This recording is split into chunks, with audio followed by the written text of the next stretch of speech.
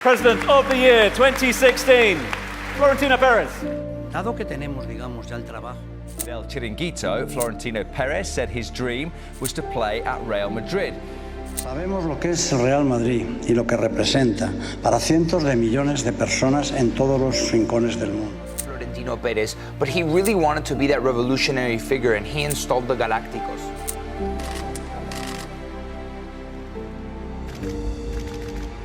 Y que diga corriendo lo que... Yo entré en el año 2000 y hice lo que había hecho Santiago Bernabéu. Prospective chairman of the ESL, Florentino Pérez. This is the story of how the most glamorous team in football history rose to dominate the world, only to fall apart from the inside. A story of world record transfers, political promises, and one decision that ripped the heart out of Real Madrid. This is the rise and fall of the Galacticos. The year 2000. Real Madrid had just won the Champions League under Lorenzo Sanz, but the club was drowning in debt and divided behind the scenes.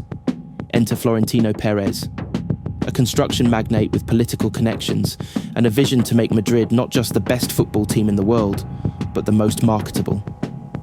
He ran for president on two promises: clear the debt and sign the biggest star in world football, Luís Figo from Barcelona. At the time, the idea was unthinkable. Nobody left Barcelona for Madrid in their prime, let alone their captain. But Perez had a secret. A clause in Figo's contract that allowed him to leave for a set fee if he signed a pre-contract agreement. Yo soy presidente del Real Madrid, Luís Figo, jugador del Real Madrid. Perez convinced him.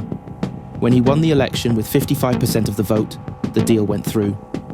For 62 million euros, Luís Figo crossed enemy lines. The backlash was instant. His return to the Camp Nou was one of the most hostile nights in football history. Bottles, coins, and the infamous pig's head thrown from the stands. On the pitch, Figo delivered. Madrid won La Liga. He won the Ballon d'Or and FIFA World Player of the Year. The Galactico era had begun, and Perez was just getting started. Summer 2001. Perez broke the world transfer record again. 72 million euros for Zinedine Zidane from Juventus.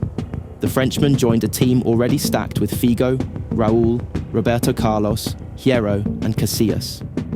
In his first season, Madrid lifted the Champions League. Zidane scored the winning goal in the final against Bayer Leverkusen, a left-footed volley that is still replayed today. Madrid were champions of Europe again. The plan seemed unstoppable. Summer 2002, the World Cup in Japan and South Korea. Ronaldo Nazário, after years of injuries, returned to the world stage and led Brazil to glory, winning the Golden Boot. Perez signed him from Inter Milan for 45 million euros. On his debut at the Bernabeu, Ronaldo scored twice. By the end of the season, Madrid had won La Liga again. 2003, the marketing dream arrived. David Beckham from Manchester United for 37 million euros. His signing took the club's global reach to another level.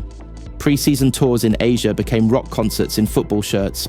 But to make room, Madrid sold Claude Makelele to Chelsea for £16.6 million. Towards Carpin. It's in towards the goal! And it's Makelele! He wasn't glamorous, but he was irreplaceable. The anchor in midfield who covered for the stars kept the team balanced and did the work nobody else wanted to do. When he asked for a pay rise to half of what Zidane earned, Madrid refused. Makelele went on strike to force the move. Perez was brutal. We will not miss him. His technique is average. He lacks the speed and skill to take the ball past opponents, and 90% of his distribution either goes backwards or sideways. He wasn't a header of the ball, and he rarely passed the ball more than 3 meters. Younger players will arrive who will cause him to be forgotten. Beckham's arrival compensates totally for his departure. Zidane disagreed. Why put another layer of gold paint on the Bentley when you are losing the entire engine? Makelele left with 2 La Liga titles and a Champions League medal. Madrid never replaced him. Without their midfield anchor, Madrid's stars had to defend more. Most didn't. Beckham's arrival created a problem. Figo was already the right winger. To fit both in, Beckham was moved to central midfield, where his lack of mobility was exposed. In 2003-04, Madrid collapsed. They lost in the Copa del Rey final to Real Zaragoza in extra time. In the Champions League, they went out to Monaco after leading the tie on aggregate. Still, Perez pushed on. Michael Owen in 2004, Robinho in 2005. But the magic was fading. In February 2006, the humiliation was complete. Zaragoza destroyed Madrid in the Copa del Rey semi-final first leg, with Diego Milito scoring 4. 2 weeks later, Perez resigned. His dream project had delivered trophies early, but in the final 3 years of his first reign, Madrid won nothing. It was the longest trophy drought in the club's history. The Galacticos changed football forever. They broke transfer records, turned footballers into global brands, and made Madrid the most marketable club on earth. But they also showed the dangers of building a team for commercial power instead of balance on the pitch. Florentino Pérez would return in 2009, older and wiser, building a new generation of Galacticos. Cristiano Ronaldo, Benzema, Kaká. But the lesson of the first era remained. Without balance, even the brightest stars can burn out.